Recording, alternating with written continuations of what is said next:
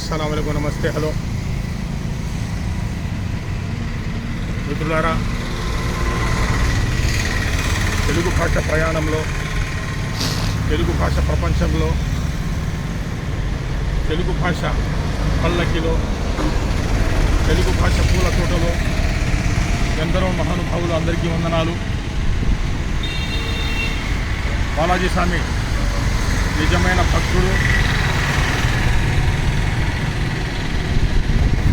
జాతీయ వాగ్గేయకారుడు అన్నమయ్య గారు. తెలుగు భాష విశ్వవిద్యాలయం అనుకోవచ్చు. ఎందుకంటే వారికి ఆధ్యాత్మిక రంగంలో ఉన్నా కానీ జాతీయ భావాలు పుష్కలంగా ఉన్నాయి. కులమత భేదాలు లేవు. మిత్రులారా, ఆయన అన్నారు, అన్నమయ్య గారు, కులమత భేదాలు పాటించరాదు, మనుషులంతా ఒక్కటే, భవిష్యత్తు ఏ రకంగా ఉంటుంది మేధావులకు తెలుసు కాబట్టి ఆ రోజుల్లోనే బల్లగొట్టి అన్నారు, కులమత భేదాలు పాటించరాదట్లా అని. అదేవిధంగా అన్నమయ్య తర్వాత బాలాజీ స్వామి సన్నిధిలో ఆస్థాన గాయకుడు, బలమైన గాయకుడు, గాన గంధర్వుడు ఘంటసాల వెంకటేశ్వరరావు గారు ఉన్నారు. వారికి అదృష్టం. ఘంటసాల వెంకటేశ్వరరావు గారు కూడా ఒక విశ్వవిద్యాలయం లాంటి వారు. తెలుగు భాషను నడిపించినారు. తెలుగు భాషను ఆలకింపజేసే సన్నివేశాలు, హృదయాలు, క్షణాలు, గడియలు సృష్టించినారు. ఘంటసాల వెంకటేశ్వరరావు గారు ఒక సెక్యులర్ పర్సనాలిటీగా, జాతీయ భావాలు గల వ్యక్తిగా తెలుగు భాషను పద్యాల రూపంలో, లలిత సంగీతంలో, పాటల రూపంలో ఎన్నో రకాలుగా అందాలు సృష్టించినారు తెలుగు భాష ప్రపంచంలో. ఘంటసాల వెంకటేశ్వరరావు గారి యొక్క ముఖం మనం చూస్తే మనకెంతో ఆనందం కలుగుతుంది. శాంతి భావాలు మనలో ఏర్పడతాయి, సెక్యులర్ భావాలు మనలో ఏర్పడతాయి. ఘంటసాల వెంకటేశ్వరరావు గారు కూడా గులాం అలీ డిక్లేర్ ఇండియన్ సున్నీ ముస్లిం. మిత్రులారా, గులాం అలీ అనే కళాకారుడు, గొప్ప కళాకారుడు మొఘల్ ఆజం 1960లో రిలీజ్ అయ్యింది. ఆ ఒక్క సినిమాలో మాత్రమే గులాం అలీ గారి గొప్ప గానం ఉంది.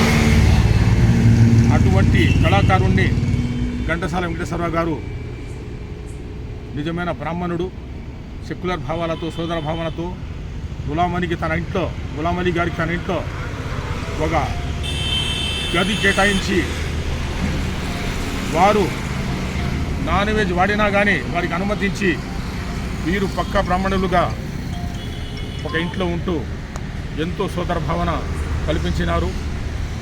ఇవన్నీ తెలుగు భాష ప్రయాణంలో మనకు గుణపాఠాలు, ఒక లెసన్ అన్నమాట. అదేవిధంగా శ్రీకృష్ణదేవరాయలు గారు తెలుగు భాషను బ్రహ్మాండంగా అభివృద్ధి చేసినారు. అధికారికంగా ప్రజల పక్షాన బ్రహ్మాండమైన పాత్ర వహించినారు. ఆయనే ఒక కవిగా, రచయితగా, ఉపన్యాసకుడిగా చాలా మంచి కార్యక్రమాలు చేపట్టినారు. వారిలో తెలుగు భాష కమ్మదనం, గొప్పదనం, చరిత్రాత్మకం, నిర్మాణాత్మక భావాలు మనం చూసుకోవాలంటే ఏనాడు కూడా ఏ కులానికి వ్యతిరేకంగా చట్టాలు తయారు చేయలేదు. శ్రీకృష్ణదేవరాయలు జిందాబాద్, శ్రీకృష్ణదేవరాయలు అమర్ హై. పెనుగొండ ప్రాంతంలో Hazrat Baba Fakhruddin Suhrawardi, the great fifth saint of south India, శ్రీకృష్ణదేవరాయల కాలంలో 250 సంవత్సరాల చరిత్ర దర్గాకు ఉన్నది. ఆ దర్గాను గౌరవించినారు. సెక్యులర్ భావాలను, జాతీయ భావాలను, మత సామ్రాజ్యాన్ని చాటుకున్నారు. ఏనాడు కూడా వారు ఒక వర్గానికి వ్యతిరేకంగా చట్టం తయారు చేయలేదు. అదేవిధంగా మిత్రులారా, మహమ్మద్ కులీ కుతుబ్ షా గారు గోల్కొండ అని పేరు పెట్టినారు. గోల్ అంటే ఉర్దూలో వస్తుంది, కొండ అంటే తెలుగులో వస్తుంది. అంటే ఆ ఒక ఎగ్జాంపులే నేను ఎనఫ్ అని చెప్పడం లేదు. ఆయన కూడా తెలుగు భాష ప్రయాణంలో కవులకు, రచయితలకు పోషించి బాగా ప్రోత్సాహం అందించినారు. అదేవిధంగా మిత్రులారా, ఇంకా మనం మాట్లాడుకోవాలంటే చాలా విషయాలు ఉన్నాయి. ఏఎన్ఆర్ గారు, ఎన్టీఆర్ గారు ఇద్దరు తెలుగు భాష ప్రపంచానికి విశ్వవిద్యాలయం లాంటి వారు. ఏఎన్ఆర్ గారు తెలుగు భాష అభివృద్ధికి, ఎన్టీఆర్ గారు తెలుగు భాష అభివృద్ధికి ఇద్దరు కూడా ఎక్కడ కూడా భయపడకుండా అభినయంతో పాటు కళా ప్రపంచంతో పాటు తెలుగు భాష ప్రయాణాన్ని ముందుకు తీసుకొని పోయినారు.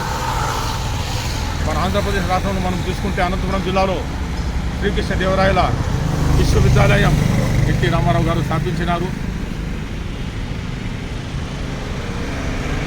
తిరుపతి పుణ్యక్షేత్రంలో తెలుగు భాష బ్రహ్మోత్సవాలు జరిపినప్పుడు ఆ కార్యక్రమాల్లో ఏఎన్ఆర్ గారు, నాగేశ్వరరావు గారు ముఖ్య అతిథిగా వచ్చినారు.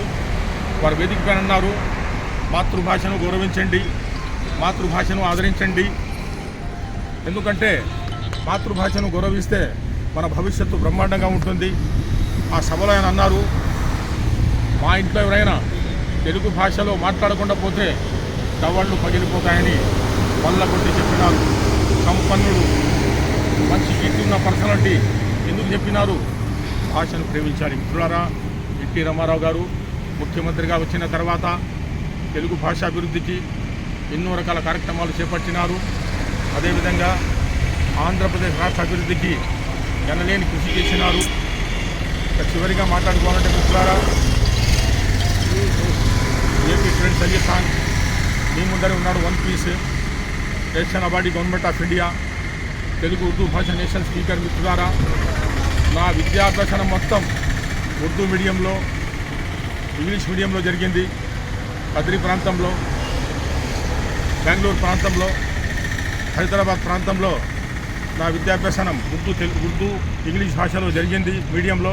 కానీ మిత్రులారా, without notice of Mahmood Ali Khan, KMD Ali Khan, Telugu భాష నా బ్లడ్లో దిగింది, నా రక్తంలో దిగింది. ఉర్దూ భాషతో సమానంగా తెలుగు భాష నా రక్తంలో, నా నరాల్లో దిగింది. ఎందుకంటే భాషను ప్రేమించవలసిన అవసరం ఉంది. విద్యాలయాల్లో నేర్చుకోకుండా పోయినా కానీ ఈనాడు తెలుగు భాష బ్రహ్మాండంగా రాయగలను, మాట్లాడగలను. Telugu editor, speaker, writer, poet ఇవన్నీ ఎలా వచ్చినాయంటే తెలుగు భాషను మనం గౌరవిస్తే తప్పకుండా ఆ భాష కూడా మమ్మల్ని దగ్గరకు రానిచ్చి భాషలో ఉన్న పరిమళాలు తప్పకుండా చిందిస్తుంది. అందులోకే మిత్రులారా, హైదరాబాద్, తిరుపతి ప్రాంతాల్లో తెలుగు ప్రపంచ మహాసభలు జరిగినప్పుడు హైదరాబాద్ ప్రాంతంలో, తిరుపతి ప్రాంతంలో అధికారికంగా అలీ ఖాన్కు అవార్డు, పురస్కారాలు కూడా, సన్మానాలు కూడా జరిగినాయి. చెప్పడం ఏమిటంటే మాతృభాష తెలుగు భాషను మనం గౌరవిస్తే తప్పకుండా మా పిల్లలు బాగుపడతారు. ఈనాడు మనం చూసుకుంటే అనుబంధం, ఆత్మీయత అంతా ఒక బూటకం, ఆత్మతృప్తికై మనుషులు ఆడుకునే నాటకం. మాటలు రాని మృగాల సైతం మంచిగా కలిసి జీవించేను, మాటలు నేర్చిన మానర జాతి మారణ హోమం సాగించేను. మిత్రులారా, తెలుగు భాష మన జనరేషన్లో తప్పకుండా పెట్టవలసిన అవసరం ఉంది. పత్రికలు ఉండొచ్చు, నెట్లో ఉండొచ్చు, సీడీ ఉండొచ్చు, ప్రింట్ డ్రైవ్ ఉండొచ్చు. కానీ ఒక నిండు జీవితంలో తెలుగు భాష స్ఫూర్తిని మనం నింపగలిగితే తప్పకుండా వేమన చిత్తశుద్ధి కూడా భవిష్యత్తులో వస్తుంది. గురజాడ అప్పారావు గారి ఆధునిక భావాలు, సామాజిక న్యాయం తప్పకుండా వస్తుంది. కాబట్టి ఈ అవకాశం ఇచ్చిన మీ అందరికీ ధన్యవాదాలు తెలుపుకుంటూ జై భారత్.